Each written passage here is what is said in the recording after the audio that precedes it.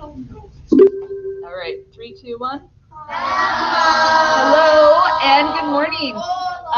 This is literature class. You want to have this book available. I will also try and hold up the book so that you know what class it is, and then hopefully when you click on the video, it'll show the book and you're like, oh yeah, this is the right video. This is what I want to look at.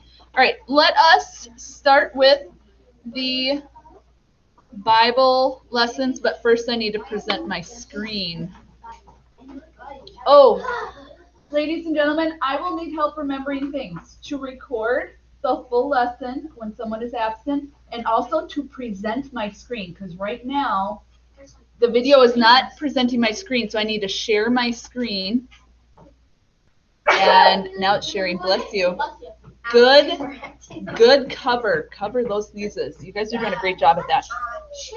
Okay, join me in the reading, which our reading is called literature. Verse. Ready, set, go. Psalm 111, verse 10. The fear of the Lord is the beginning of wisdom. All who practice it have good understanding. His praise endures forever. In case you wonder why I'm going like this, I'm getting some bright glare out of those beautiful big windows that we have here in the classroom. All right. So for you at home, what you need to know is you need to log into your Google Classroom where you went to get this video to see the assignment. And yeah, maybe we'll go more into that later. I'm just going to put the Bible verse back up for you. All right. Literature books. Please open to page 2. It's the same page where we were last week. Page 2. I'm going to look around the room to see that you are all on page 2. Does anybody know how to say 2 in Spanish? Dos. Sí, bien. Dos. Página 2. Página. Page. Yes.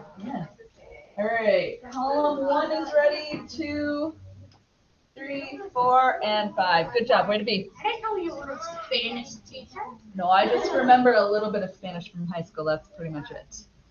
And I know people from Spain through my kind of like my extra work with exchange students.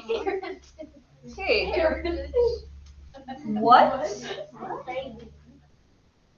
did we learn about on page 2 last week? Fish. Great. What is the theme of this first group of stories? What is the theme, Braylon? Something about being new. Something about being Mallory. Where I belong. Where I belong. Okay, we're going to raise your hand time. Where I belong. And I said we're going to read some stories about people about your age. Some will be like exactly your age, where they go through a new situation that's challenging, and they kind of figure out where they belong. Maybe they move. Maybe they start a new school, and the challenges that come with that. We have 3 people in here that are starting a brand new school. We have all of us starting a very unique school year after coming off of a crazy school year. Okay, how do we adapt to changes? You're going to see the characters make good choices. You're probably going to see the characters make some not great choices. All right, turn the page to page 4. We are going to meet the author. In this book, at the front of every story, there is a before you read page where we meet the author. And we learn a little bit about the author. We don't read a whole biography about the author, but a little bit about the author, where they're from, when they were born, when this story was published. Sometimes these stories are part of a larger story that you could read for AR points. Sometimes it's just a plain old short story. Then we're going to do a reading focus. Today it's about working hard. Building background is in the middle of the page. You see that by the map? That kind of tells us where and when the story takes place. That's the setting, right? The where and the when a story takes place. And then the vocabulary words. Now, you have a vocabulary worksheet that is due today. Now, for me, your homework is going to be due at the start of class every day unless you were absent before. So for everybody in here, except for the person that was absent, your worksheet is due now. So what I need you to do is look in your book, look in your folders.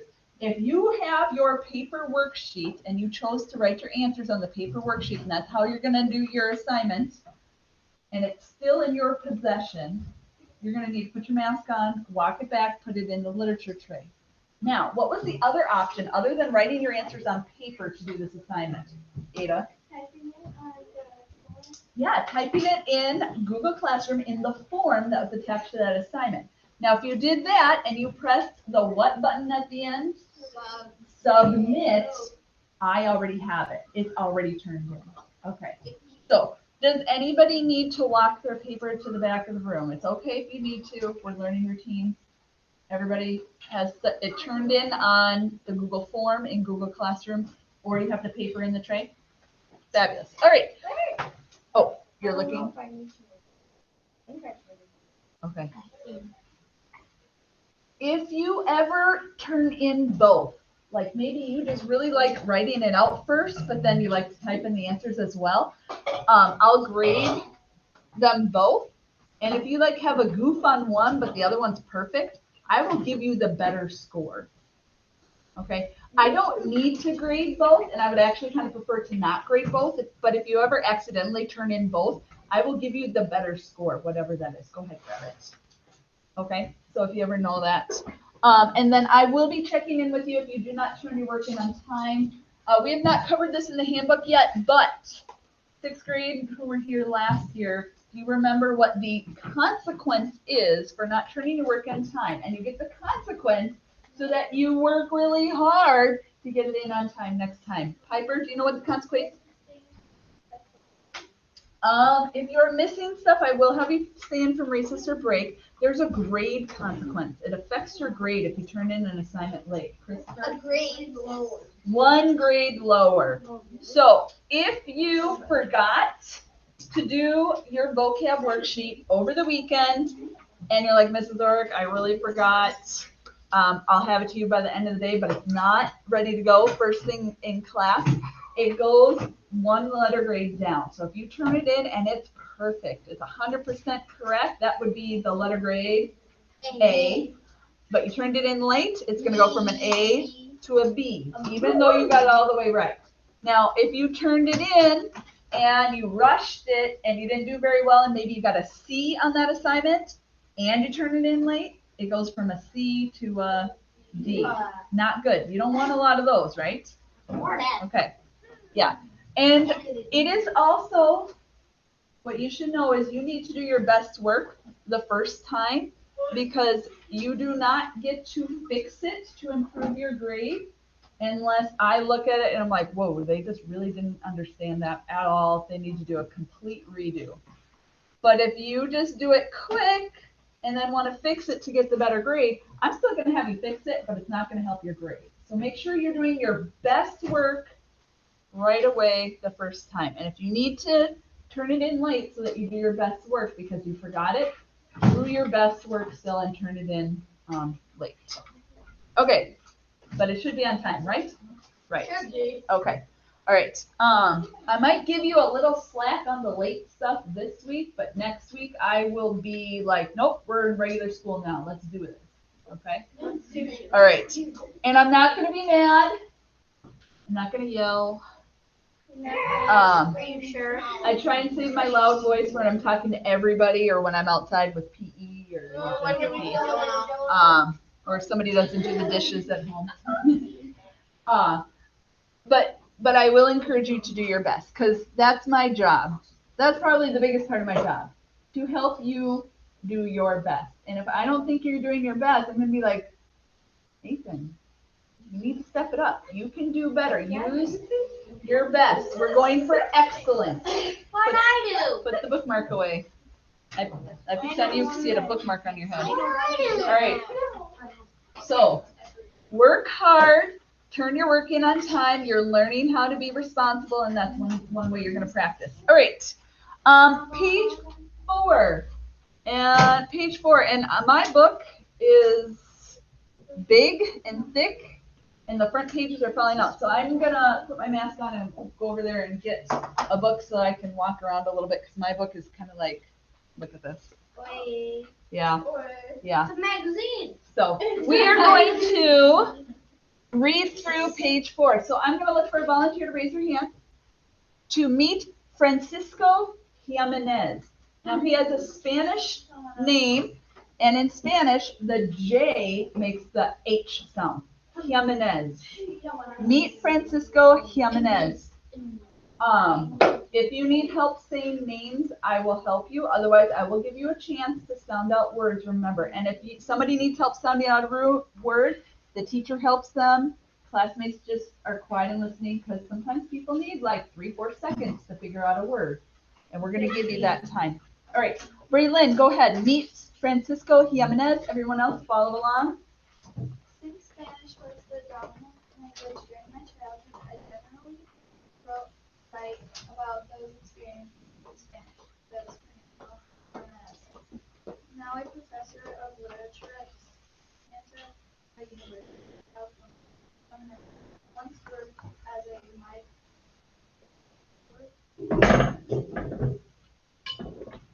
Keep going. Read the whole box, please. The circuit is based on the journal that Jimenez wrote. He says, I wrote the note because I wanted to keep in touch. Keep going. Francisco Jimenez. Francisco Jimenez was born in Mexico. His story was first published. All right, so we are in reading focus up here at the top of the page. Reading focus. What is the hardest physical work you have ever done? What made it hard, and how did you feel about it? I like to start this out with an example that I'm going to share. When I first moved into my house 6 years ago, the landscaping in the front of my house was not really the way I wanted it. And my neighbor was getting rid of some dirt. My neighbor lived down the cul-de-sac, kind of like, you know where the cul-de-sacs get like the round part? My neighbor lived down at the bottom of the round part, and I lived up just a little bit in front of the round part. So I had to take the wheelbarrow from his house all the way up to my house, and it's a little bit uphill, not a hill, but it's like you go up a little bit. It's a slant. And I took big wheelbarrows full of dirt from his house, slightly uphill to my house. Probably the distance of the length of this part of the building, from the first grade the doors where you walk in, all the way to the playground doors. Maybe farther. It was at Williams' house. Oh. Piper, that's where the renters live now, with the dark brown garage doors. Right next to Bjorn's house. So from that house all the way up to my house, if you know where I live. I know some of you know where I live. I do. You live very close to me. Pauline. Okay. Yeah. That was hard, heavy work, and I was doing it in the summer, and it was hot. And after every wheelbarrow load, I just sit down on my bench by my house and just rest and drink some water a little bit. And that was really hard work. But when I was done, I had extra dirt where I wanted it, and I could plant the flowers that I wanted, and I felt good about it. So was it really hard work? Did it take me like 2-3 hours? Yes. Did I eventually have to stop and let my husband help me? Yes, I did. He didn't help me at first because he was at work. But it was really hard. What made it hard? It was heavy. I had to push the wheelbarrow uphill. I probably filled the wheelbarrow too heavy. And, you know, I mean, look at me. I don't have big beefy muscles. I just have regular 29-year-old muscles. So, I know. Do you guys know how old I really am? No. Yes. I'm really 39. So Yes, I knew it. when I have my birthday in February, it's a big one. It's 40. But we're not going to celebrate. Then it'll be Yeah. You turn 40 Just for a couple weeks for your dad. Yep. All right. So think about yourselves. what is some hard work that you have done, and what made it hard, and how did you feel about it? Raise your hand if you. Now, your story doesn't have to be as long as mine. I just gave a long example because I should talk less. Addie, give us an example. A couple years ago, we had a parade for my dad's business. During one of the parades that we had, we got to do it. But in order to do that, the rest of the You trucks should were be listening. doing the work, so we had to use my dad's work trucks with all the liquid tanks and propane tanks and all of his like the metal covers that are attached to it. So we had to take all of that off, and it was really heavy. But in the end, I felt good about it because I know. So it was hard because you had unload the truck and it was heavy, but you liked it at the end because you enjoyed throwing candy out during the parade. Nice. Would anyone else like to share? Nathan? Picking rocks in the field. Oh, It really stinks when you have these ginormous ones that you have to give it the bobcat. Oh, there goes. so what makes that job hard, Nathan? I've never done it before, but I didn't grow up on a farm. I grew up in town. My parents grew up on farms. They probably picked rocks. I didn't. Nathan, what makes picking rocks hard? You're out in the heat for days and hours. Days, and are the rocks heavy or not? It depends on the size too, though. Okay, the size of the rock, Big ones, small ones. so mostly the heat and a lot of walking probably? Yes. Okay, how do you feel when you are done for the day? I want to sleep. You're just exhausted. Okay, Braylon? Setting up I used to help with this, set up my field. Okay, We used to have to, my mom would do it and have to move out the bottom. Okay, what was it hard about setting up the pool? it would take a day. Oh, so it would take a lot of time. And how would you feel when you were swimming in it when it was all done and filled? Very cold. Oh, it was cold at We first? didn't have A heater? not like Oh, and you have kind of shade in your backyard too, don't you? Okay. All right, Jonah. Lifting an actual ton of salt with 1 ton of salt with Zach Carter and Zach's mom and dad with a mask on, going down some somewhat steep stairs. Oh, let's see here. And how did you feel when you were done delivering a ton of salt and going downstairs with a mask on, which those are the things that made it hard, right? How did you feel when you were done? Goodish. Like happy to be done? Yeah, happy to And be done. didn't somebody buy you pizza? Yeah. Were you there too? no, No. just watching the Oh, that's how you helped. Nice. Yeah. Okay. All right, I Krista, got pizza too. I got to eat some pizza. what, running 4 miles, what makes that hard? You sweat a lot. You sweat a lot, and how do you feel when you are done? I feel that I achieved my goal. All right, so you feel good because you achieved your goal. How many of you feel good when you achieve a goal? I do too. You know what I do? Every day I make myself a to-do list, and when I cross the last thing off, I'm like, woo, yeah! It's like I won. It's like I won a game.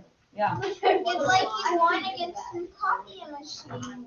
Oh yeah, when I fight against the copy machine, I'm done with my copy, so like, ha, copy machine, I won.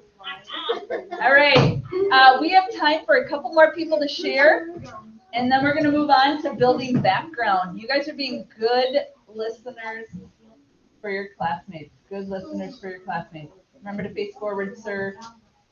Remember to face forward. Look, let's see. Ooh, 4 more hands. Julia. We have this like pile of wood in our backyard, and then we like moved it all. You moved a big pile of wood. What made that hard? Well, it was like they were heavy and they were kind of like frozen too, so I think they were heavy. Oh, so it was winter time. And how did you feel when you were done? Good, okay. Piper? Remember, I have to babysit David sometimes because he doesn't like to listen to me. Oh, well, that's fun.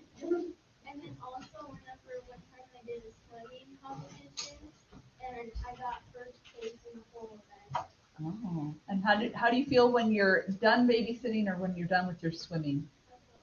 You feel good, right? Annika? A couple years ago, for the boat period, I had to do a handstand on the boat when it was moving, and it was really hard to do one off of the waves. Get down, or I had fallen. Wow, and how did you feel when you were done? I bet your arms were tired, I bet, right?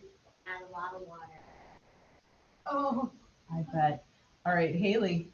But when we're moving paddle, Yep. What makes that hard? they're very stubborn and won't listen. Um, You have to run after them. And how do you feel when you are done? It feels like good to have them ready to be Mhm. if they get out. Like we just had 24 of them out at 8:30 at night, and that was not fun. Oh no, and the sun's like set by then and starting to get dark at 8:30. Ooh.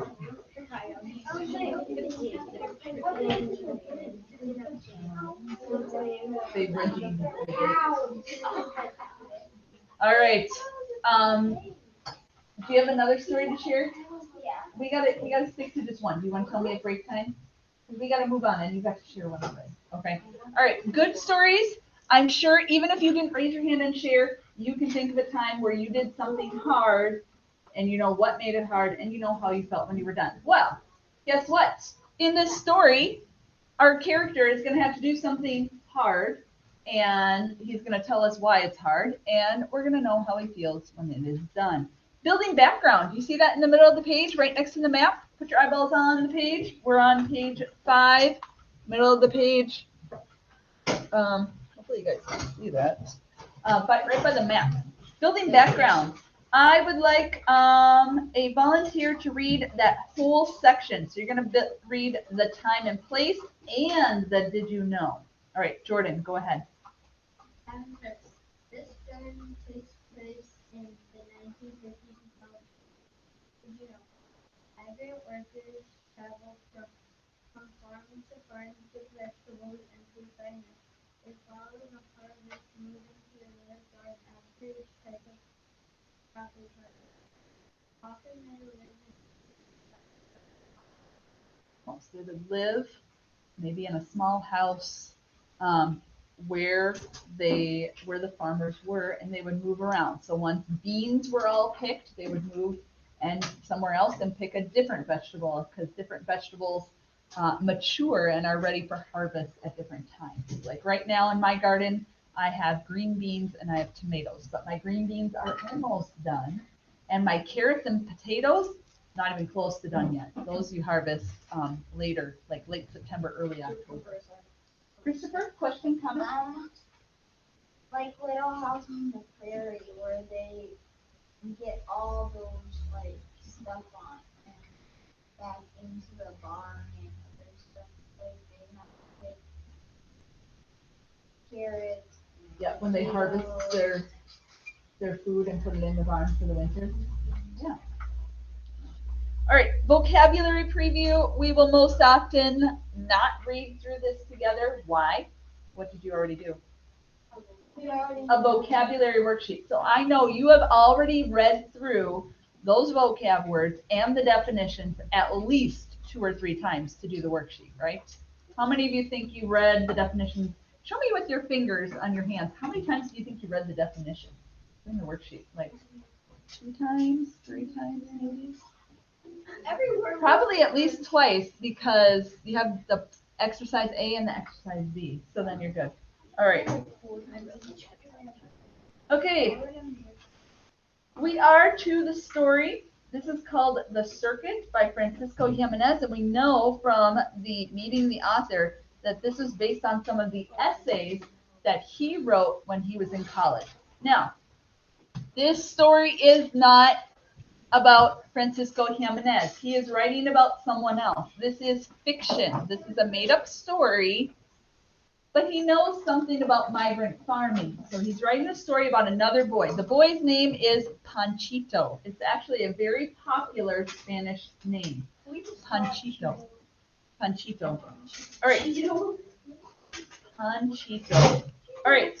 There are some Spanish words in this, and I will help you say them. I'm going to give you a chance to sound it out first, but then I will help you.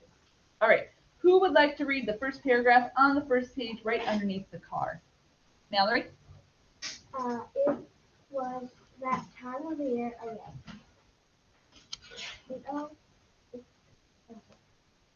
Ito. Until the strawberry circumstances did not turn out.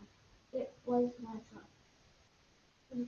The heat of the strawberry season was over. In the last few days of the workers, most of them Brasaros. were sorry.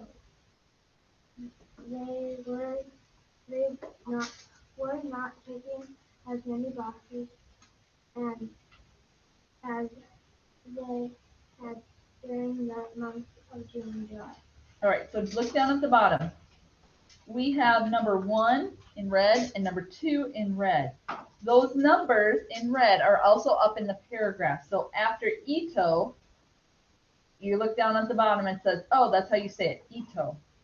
And then under braceros, it tells you braceros, how to say it, are Mexican farm laborers. So they are people from Mexico, and they are farm laborers. They do labor, they do work on a farm, whether that's taking care of livestock, picking things, weeding things, picking rocks, some type of labor, some type of work on a farm. All right, turn page.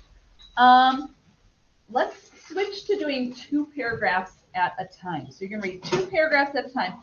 Notice how each paragraph is indented, but in this text there's no space between the paragraphs. But each paragraph starts because it is indented. When you write paragraphs this school year, you also need to indent your paragraphs just a little bit.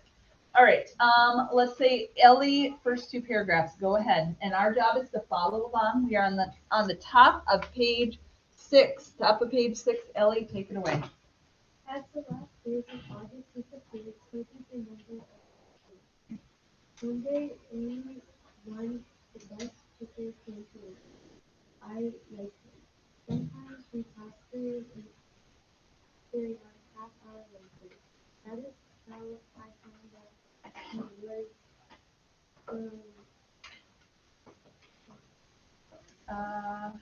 Let's see. There's a 3, look down. So the J makes the H sound. Halasco? I think you're right. Halasco. Good job, Ellie. the same state in Mexico my family was from. That Sunday was the last time I saw him. When the sun had tired and sunk behind the mountains, Ito signaled us that it was time to go. Ooh, looking down at the bottom again. Yeah, Yeah, es hora. he yelled in broken Spanish. Those were the days I waited for 12 hours a day, every day, 7 days a week after week. Then I started not hearing none of them better. Okay, what does ya es hora mean? You see down at the bottom, what does ya es hora mean? It's in Spanish. Courtney, what does it mean? It is time. It is time. Those are the words I waited for 12 hours a day, every day, 7 days a week, week after week. It is time. We need a prediction here. It is time for what? What is it time for, Christopher? Time for to go home. Time to go home for the day. What do we learn about Panchito's day in that paragraph? How long is his day? Haley? 12 hours? 12 hours. Do you guys know how long our school day is? 7. 7. Oh. About 7.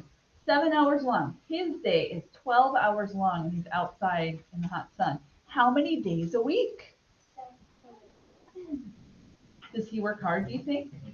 So what makes his work hard that we know of right now? It's long and it's all day and it's 7 days a week. And now this time is coming to an end because the strawberries are done. They are done producing and it's going to be time to move on. All right, Tegan, are you volunteering to read the next 2? All right, next 2 paragraphs. As we drove home, we're in the middle of page 6 the first column. That's the left column, and then we have the right column. Go ahead, Tegan. As we drove home, Papa did not say a word. His both hands held me, guiding us to the road. Some of the weather, I wrote down, was also silent. He leaned his head back in front of the once in a while, he cleared from his throat the dust that was his guess it was that I remember. Cleaning his hands, he was everything was completely packed and silent and gone. Suddenly I felt even more the weight of hours, days, weeks, and months of work. I sat down, breaking off, the thought of having to read to say to Fresno. Yep, Fresno. and knowing what was in store for me, there brought foolishness. All right, so he's getting ready for a move. He sees the boxes, and he feels the weight. Yeah, the weight of the hours, days, and months. How does he feel about moving? Happy or kind of like, oh, oh. And he knows what's waiting for him there. Whoa, what's waiting for him there? Hey, do we feel like we need to read on to find out? Yeah, authors do that to hook you in, by the way. So when you guys do writing, do little things like that. Leave a little question unanswered so that your reader keeps going. Piper, next two paragraphs, please. We're at the bottom of page 6, that night. That night I could not sleep. I lay in bed thinking about how much I hated this sleep. A little before 5 o'clock in the morning, Papa woke everyone up. A few minutes later, the yelling and screaming of my little brothers and sisters, for whom the move was a great adventure, broke the silence of dawn. Shortly, the barking of the dog.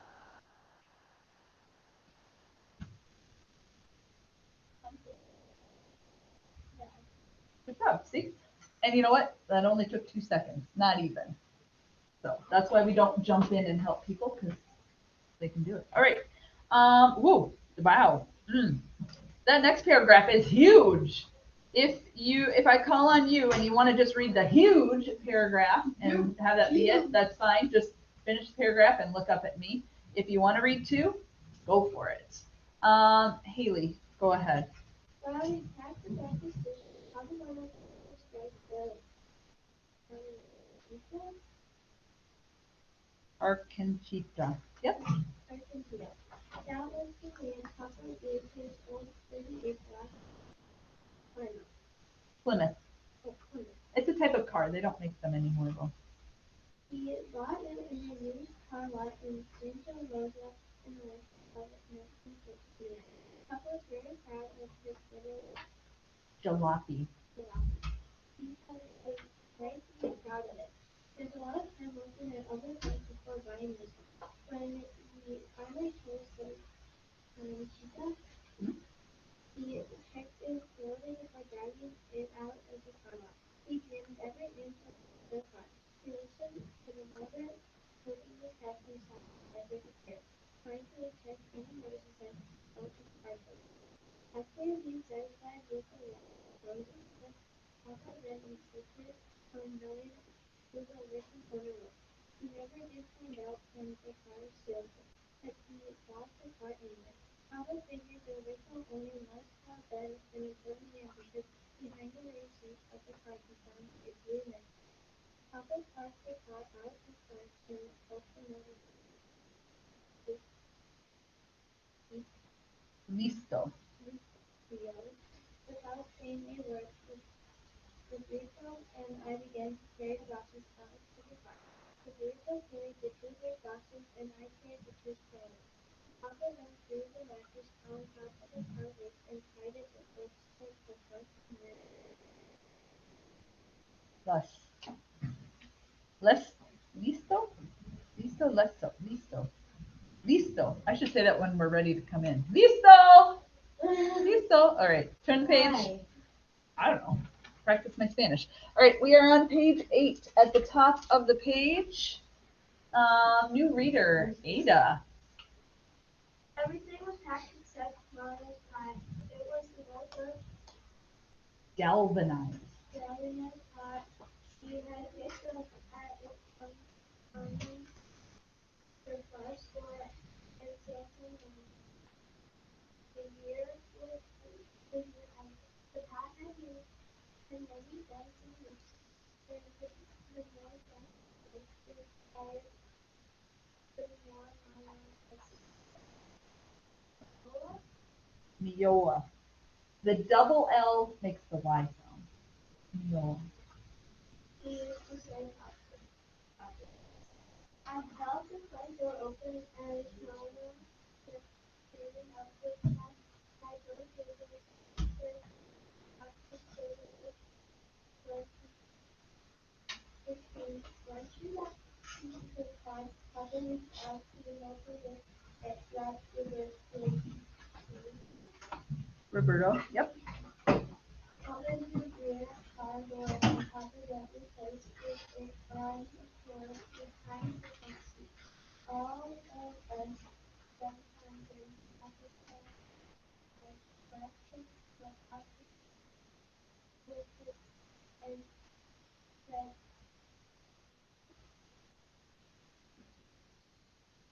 Es todo. Which means that's everything. That's todo. That's everything. All right. Volunteer to read the next two. Julia. as we drove away, I felt a lump in my throat. I turned around and looked at our little shop for the last night. At sunset, we drove into a labor camp near Fresno. Fresno. Since Papa did not speak English, Mama asked the camp foreman if he needed any more workers. We don't need no more, said the foreman, scratching his head. Check with Sullivan down the road. Can't miss him. He lives in a big white house with a fence. All right. Petra. When it happened, Anna walked up to the house. We went to a white gate, passed around over the bushes, up the stairs to the courtyard. She rang her doorbell. The porch light went on. I called up. It seemed to be working. He ran right in. Found a question right back. We have work. Mr. Sullivan said we can stay there with us. That's the important old garage and the stables. Is that the first paragraph or your second? All right. Go ahead. Take one more. The garage was worn out by the years, but I hadn't worn it. The walls, even by turns, strings support the roof, full of holes. The dirt floor, operated by our thumbs, looked like gray wood. All right. Is that where you would want to live? No. Where? In the garage that we just read about. Where? All right. We Are are they living in, there? Yep, that's where they're going to live. We are on page 8, column B, so the second column, and we are the second paragraph that begins right by the picture of the kerosene lamp. Jordan, do you want to read? Go ahead. That night, by the light of the kerosene lamp, we unpacked it. The window swept away the and even our Apple plugged the holes in the wall of the newspaper and Mama said the brother who Papa knew that then brought in the matchstick and it on the far corner. Mama, you and the little give them the magic paper to both and pizza and then we got to early next morning we saw him showed up and Papa, Roberto, and I headed for the 5-minute break. All right. I am going to finish up reading just for time's sake so that we can get to the assignment. Thank you everyone for reading and volunteering to read and for listening really well. All right, we are on the bottom of page 8. The last paragraph that begins on that page. Around 9 o'clock, the temperature had risen to almost 100 degrees.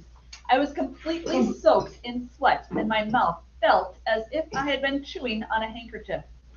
I walked over to the end of the row, picked up the jug of water we had brought, and began drinking. Don't drink too much, you'll get sick, Roberto shouted. Do that quietly, please. No sooner had he said that than I felt sick to my stomach. I dropped to my knees and let the jug roll off my hand. I remained motionless with my eyes glued on the hot, sandy ground. All I could hear was the drone of insects. Slowly I began to recover. I poured water over my face and neck and watched the dirty water run down my arms to the ground. I still felt a little dizzy when we took a break to eat lunch. It was past 2 o'clock and we sat underneath a large walnut tree that was on the side of the road.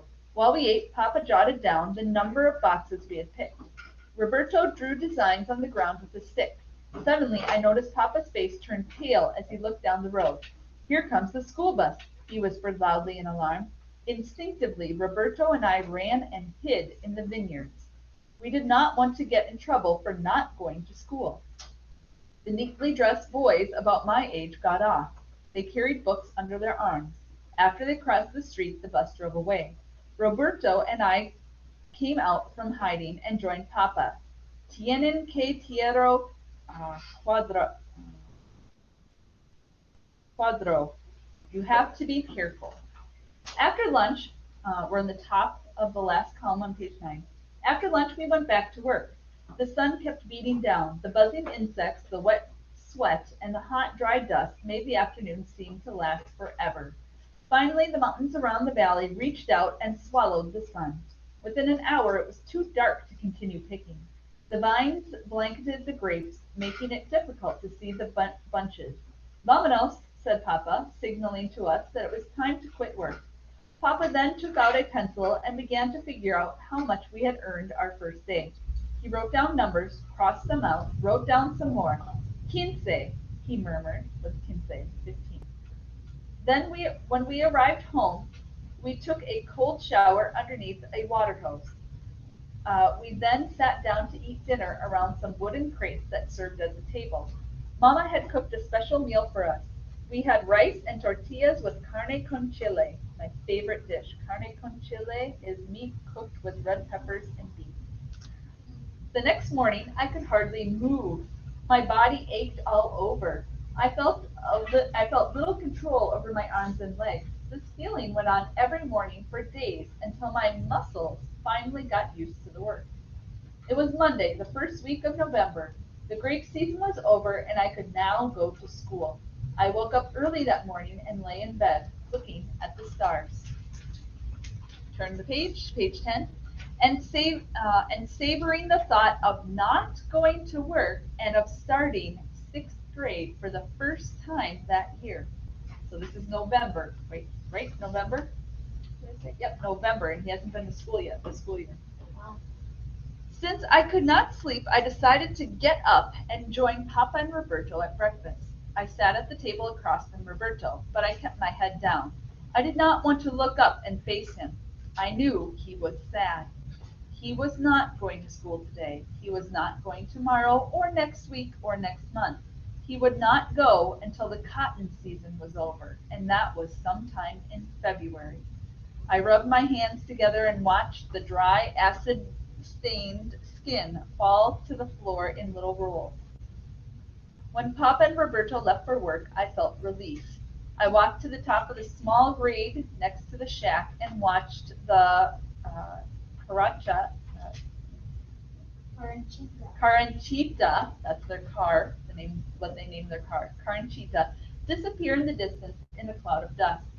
2 hours later, around 8 o'clock, I stood by the side of the road waiting for the school bus number 20. When it arrived, I climbed in. Everyone was busy, either talking or yelling, and I sat in an empty seat in the back. When the bus stopped in front of school, I felt very nervous. I looked out the bus window and saw boys and girls carrying books under their arms. I put my hands in my pockets and walked to the principal's office. When I entered, I heard a woman's voice say, "May I help you?" I was startled. I had not heard English for months. For a few seconds, I remained speechless. I looked at the lady who waited for an answer. My first instinct was to answer her in Spanish, but I held back. Finally, after struggling for English words, I managed to tell her that I wanted to enroll in 6th grade. After answering many questions, I was led to the classroom. We are at the top of page 11, the first paragraph that starts on page 11. Mr. Lima. Mr. Lima, the 6th grade teacher, greeted me and assigned me a desk. He then introduced me to the class.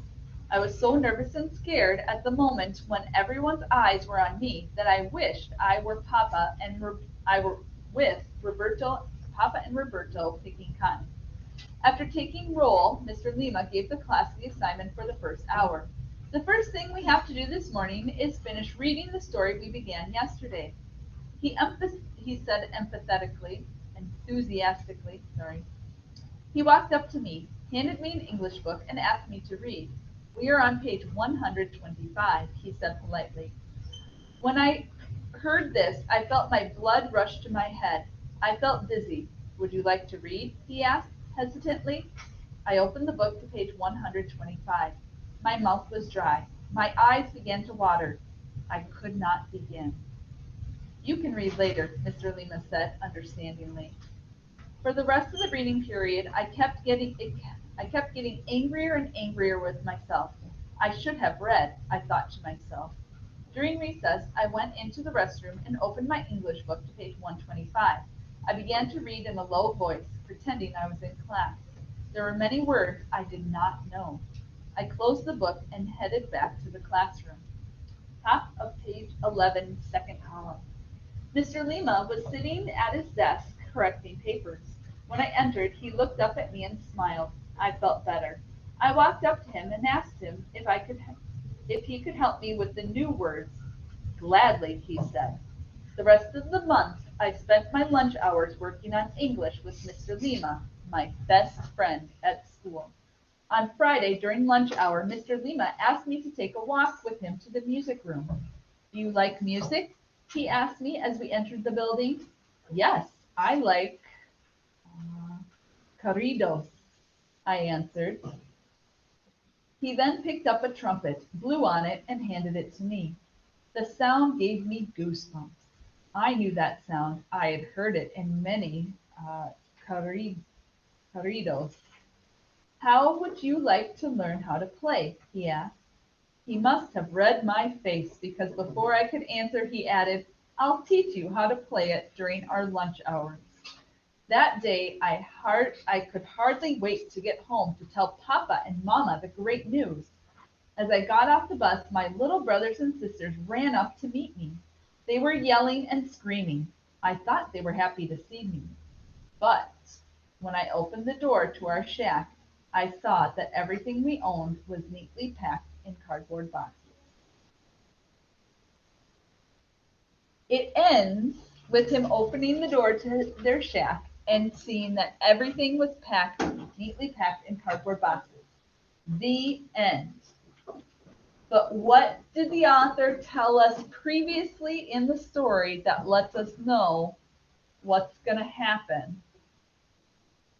Christopher? They're gonna move again. They're going to move again because what happened last time they moved? Everything was packed in their boxes. And how did the younger brothers and sisters behave when they were ready to move? Christopher? Happy and like really excited that they were moving to Yeah. They were happy and excited because to the little kids, it's an adventure to move. I wonder how Panchito is going to feel. All right. Turn to page 12. This is your assignment. Turn to page 12. All right. At the top of the page, it says responding to literature, and then there's a green letters. Everybody turn to page 12. Looks like this. Page 12, green letters. It says personal response.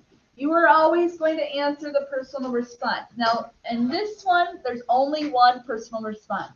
Sometimes there's two. When there's two personal response questions, you get to pick which one you want to answer. And you only have to answer one of them. Just pick your favorite. You're always going to answer in a complete sentence. Here's the personal response. Can I have a volunteer to read personal response? Braylon? How do you feel about what happens at the end of the story? Okay. I feel blah, blah, blah, blah, blah. Okay. Can I say that? At the end of the story, I feel blah, blah, blah, blah, blah. You need to write in a complete sentence. Okay. Now, here's what you need to know.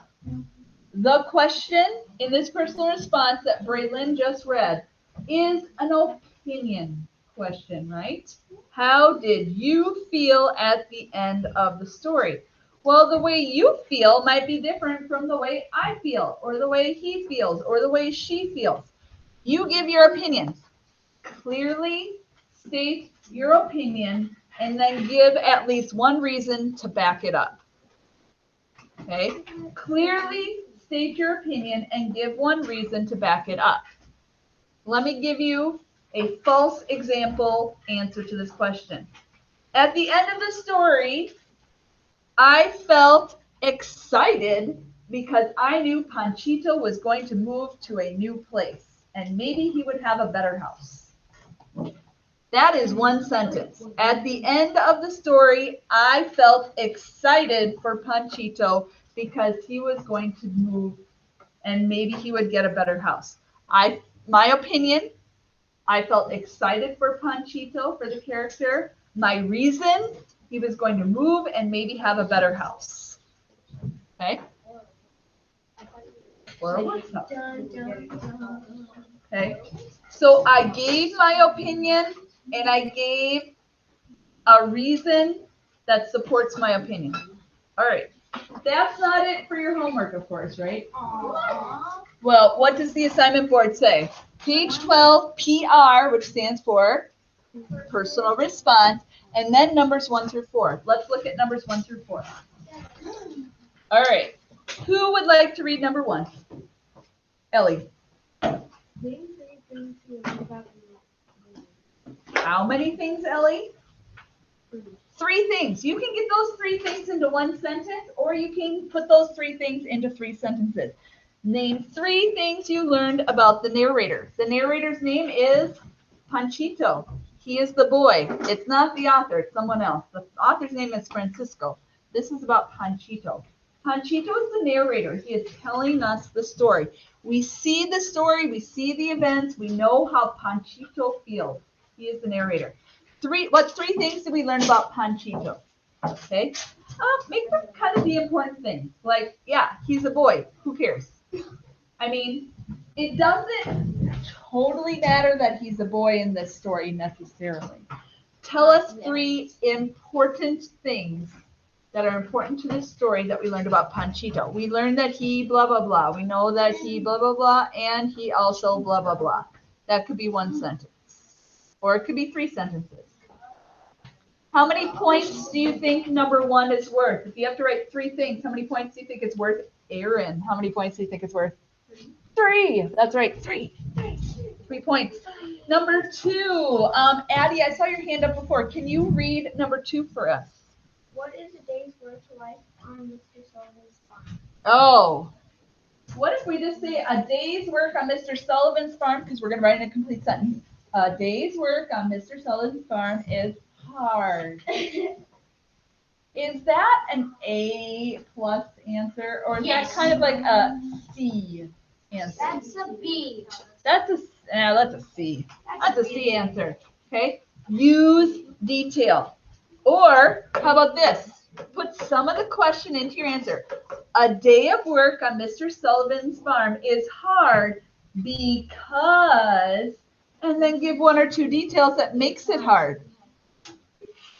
If you give 1 or 2 details why it's hard, is that an A plus answer or a C answer? It's an A plus answer, right? Number 3. Nathan, read number 3 for us. Who is Mr. Lema? Lima, long E, Lima. The A jumps over the M and makes it wrong name.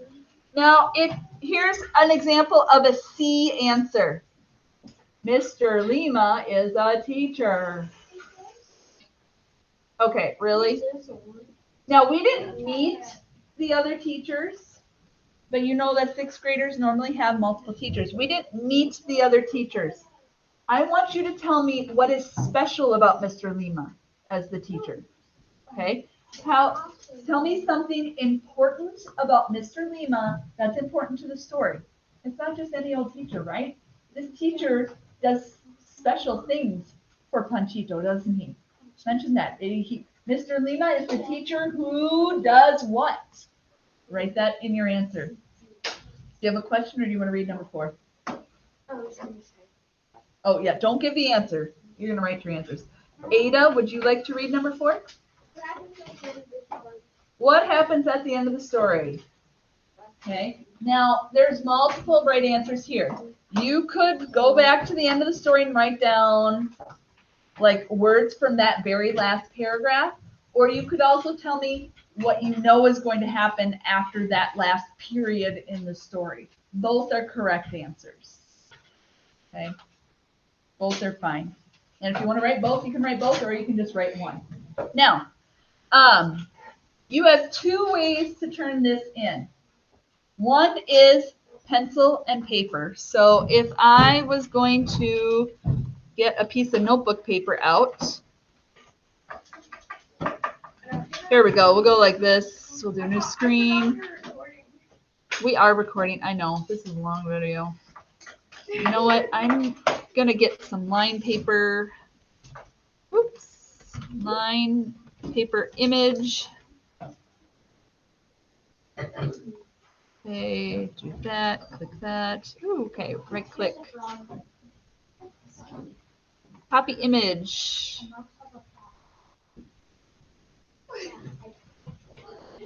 Paste image. If this is your paper, can you see this on the board? Am I standing in the way?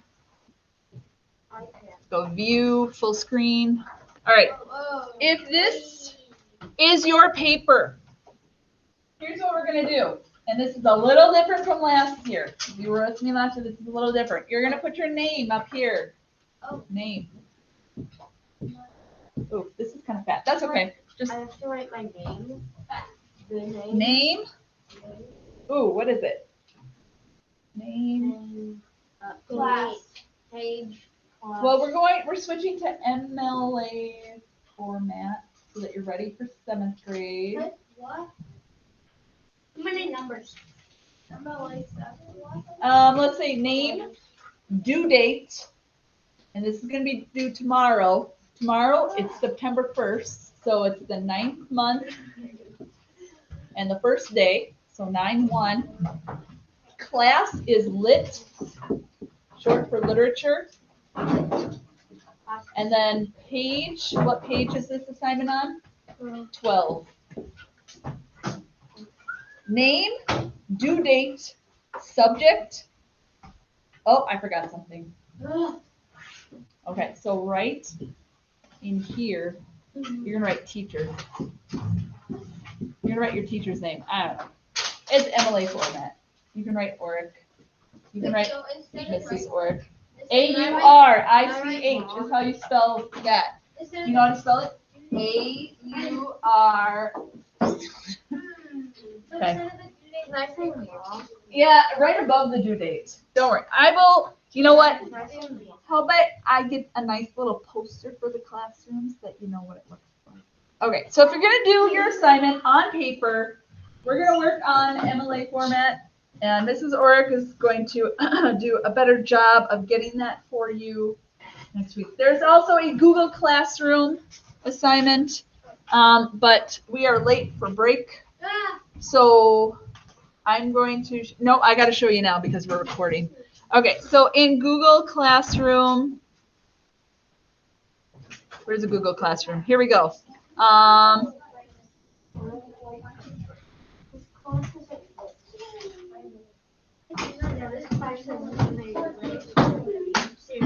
Okay. What class was this? Literature. When you go to your literature Google Classroom, there's an assignment for today. And it looks, these are the words. It looks a little different in your screen. Here's the title of the assignment, page 12, personal response 1 through 4. Gee, does that look a lot like the assignment board? Wow, wow.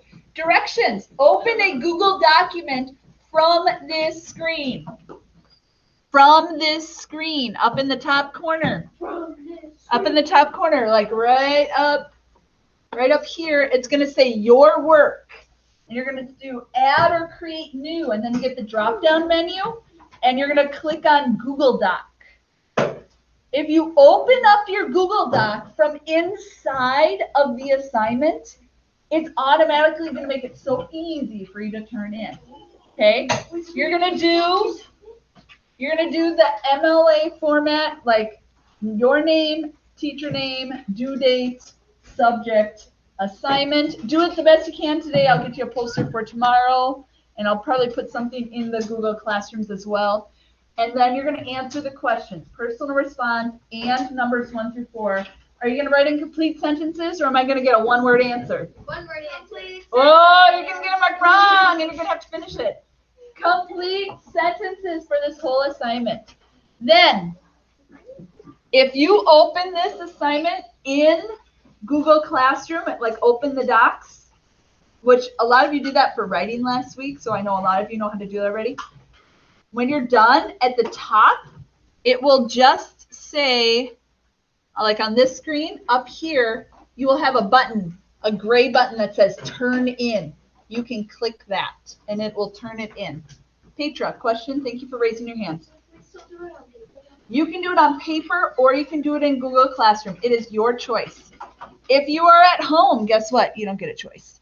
Do it in Google Docs and submit it. That's how I'm going to get it, because I'm not coming to your house. All right. Just mail it the old-fashioned way. No, we're living in 2020, and we're going to do well. All right. 2020. We are going outside for break. If there are mud puddles, we're staying away from them. Masks on, move away from the desk. All right. It is time to say goodbye. Bye. Stop presenting. 3, 2, 1. Bye.